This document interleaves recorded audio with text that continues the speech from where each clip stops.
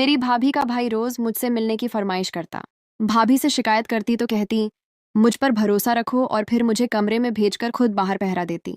एक रोज मैंने अपनी जगह भाभी को कमरे में भेज दिया।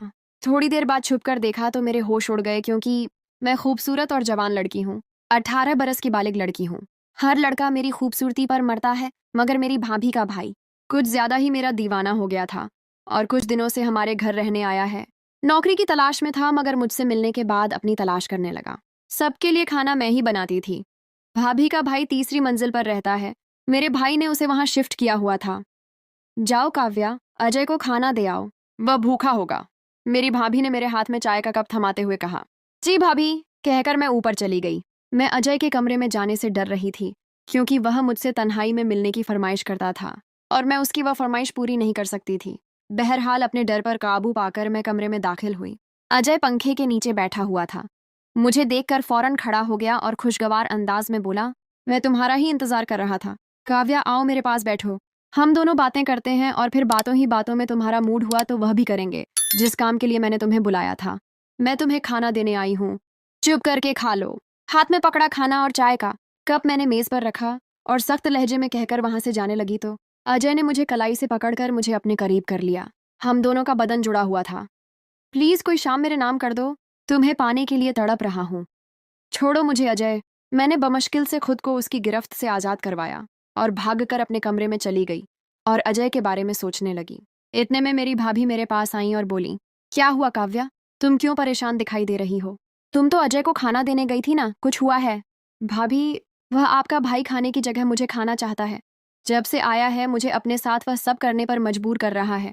उसे समझाए ना, मैं उसका नहीं लेना चाहती।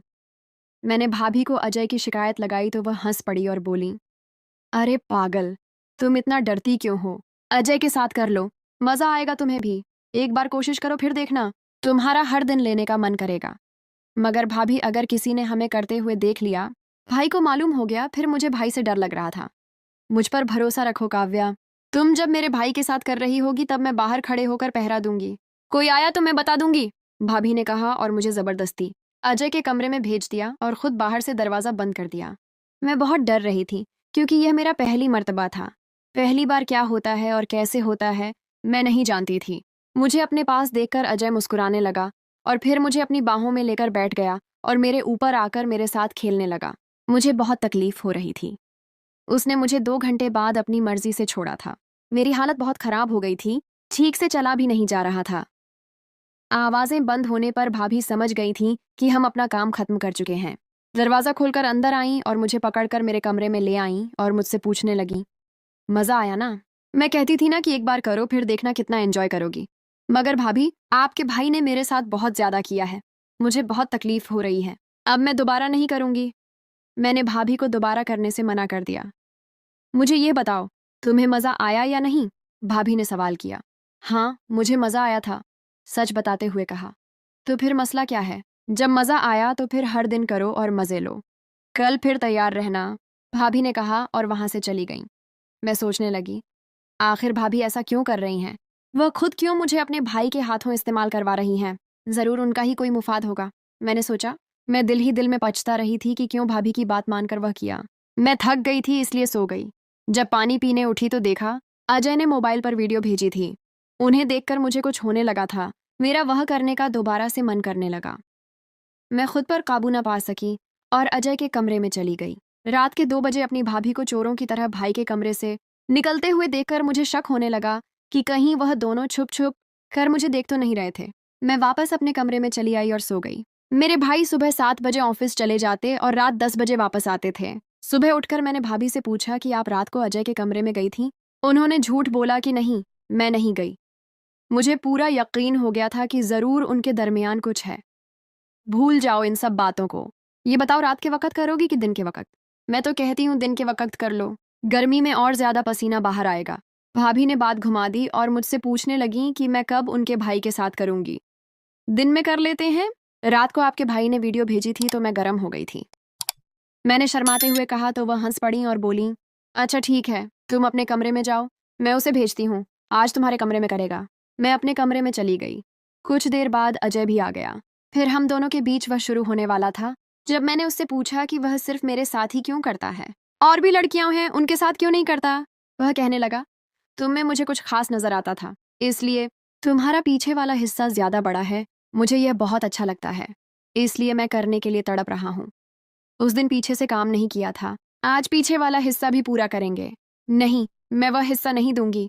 मुझे भाभी ने बताया था कि वहां करने से बहुत ज्यादा दर्द होता है, इसलिए वह भूल जाओ, मैंने डरते हुए कहा। मगर वह नहीं माना। वह अपनी मर्जी करते हुए पिछले हिस्से से काम शुरू कर दिया। मैंने भाभी को आवाजें देना शुरू कर दी कि वह मुझे इस जुल्म से बचा लें, मगर उन्होंने मेरी एक न सुनी। आज 4 घंटों बाद उसने मुझे छोड़ा। मेरी हालत बहुत खराब थी। मैंने सोचा था कि आज के बाद अजय को नहीं दूंगी। अजय के जाने के बाद भाभी कमरे में आई और कहने लगी, देखी मेरे भाई की जवानी। भाभी, हम सिर्फ दिन में ही क्यों करते हैं, रात के समय क्यों नहीं करते? सब लोग तो रात में करते हैं ना, मैंने पूछा। मेरे सवाल पर वह परेशान हो गई। मैं दोबारा बोली, मुझे तो लगता है अजय रात में किसी और के साथ करता है। नहीं नहीं, ऐसा कुछ नहीं है, अब रात में कर लेना, कौन सी बड़ी बात है। इतना कहकर भाभी वहां से चली गई। मैंने सोच लिया था, अब अगली बार अजय के साथ नहीं करूंगी, बल्कि भाभी से करवाऊंगी। अगले दिन रात की बात हुई तो भाभी ने अजय के कमरे में जाने को कहा, मगर मैं नहीं गई। उस कमरे में नहीं, आज मैं आपके कमरे में करूंगी।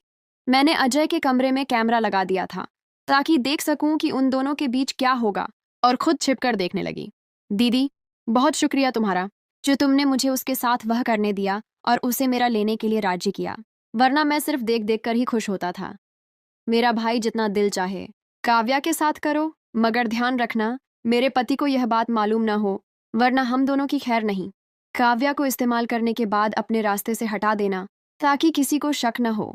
उन दोनों की बातें सुनकर मेरी आंखें नम हो गईं, मगर मैं उस समय खामोश रही।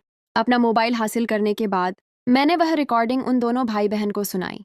मेरी भाभी ने मेरे पैर पकड़ लिए और बोली, अपने भाई को कुछ मत बताना, वरना वह हम दोनों को जान से मार देगा। मैं तुम्हारी शादी अजय से करवा दूंगी, मगर तुम यह सच किसी को नहीं बताना। मेरी भाभी बहुत डर गई थी। अपनी जान बचाने के लिए उसने मेरी शादी अपने भाई से करवा दी। अगर मैं समझदारी का मुजाहिरा न करती तो उन दोनों भाई बहन के हाथों बर्बाद हो जाती। अब मैं अजय की पत्नी बनकर उसे खूब सबक सिखा रही हूँ। कहानी कैसी लगी आपको दोस्तों?